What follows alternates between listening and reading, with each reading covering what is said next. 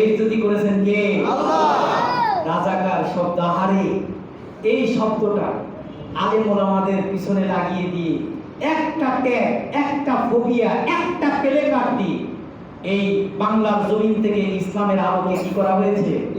দমিয়ে রাখা হয়েছে। ইসলামের আলো কখনো দমন করা যায়? ইসলামের আলো কখনো দমন করা? এই আলো কার? আল্লাহ ওয়াদা করেছেন তারা যতই ফু দিয়ে ইসলামের আলোকে নিভিয়ে দিতে চাক না কেন, এই আলোকে পরিপূর্ণতা দানকারীর মালিক কে? আল্লাহর সাথে পাল্লা দিয়ে কারোর ক্ষমতা নাই বেঁচে থাকার, কথা ঠিক কি না? আমি বলতেছিলাম প্রিয় ভাইরা আমার, আল্লাহ বলবেন আইনাল মুতাকাব্বিরুন, আহারে অহংকার জায়গায় জায়গায় কথা বলে যে ফখরুল সাহেব আমাকে জায়গা দেবেন না, আপনার বাড়ি গিয়ে উঠবো।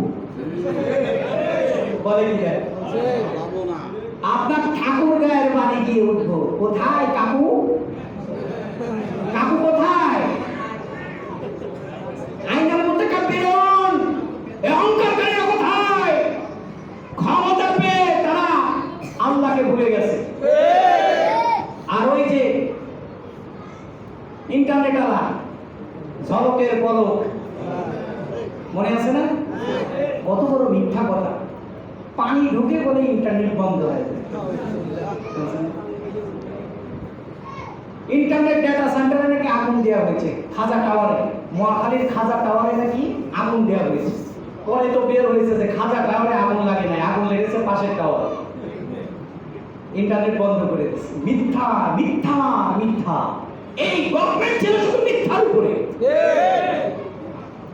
আর ওই যে ভাতের হোটেল আছে, মনে আছে না?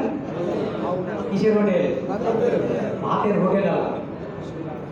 এই ভাতের হোটেলের আড়ালে অসংখ্য মানুষকে ভাত খাওয়ানোর নাম করে তাদেরকে নিয়ে গিয়ে হাজার হাজার আলেম ওলামাকে টর্চার সেল সেখানে ঢুকিয়ে অকাত্যভাবে নির্যাতন করা হয়েছে। সাথে কি জাঙ্গিয়া পাওয়া গেছে?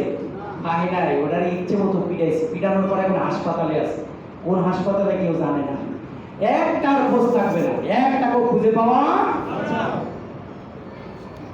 আল্লাহ তাআলা এদেরকে অবশ্যই বেইজ্জতি করবেন। তো আল্লাহ বলবেন আইনাল মুতাকাব্বিরুন, আইনাল জাব্বারুন, অহংকারকারীরা কোথায়? অহংকারকারীরা কোথায়? প্রতাপশালীরা কোথায়? লিমানিল মুলক আল ইয়াউম, আজকের এই রাজত্ব কার?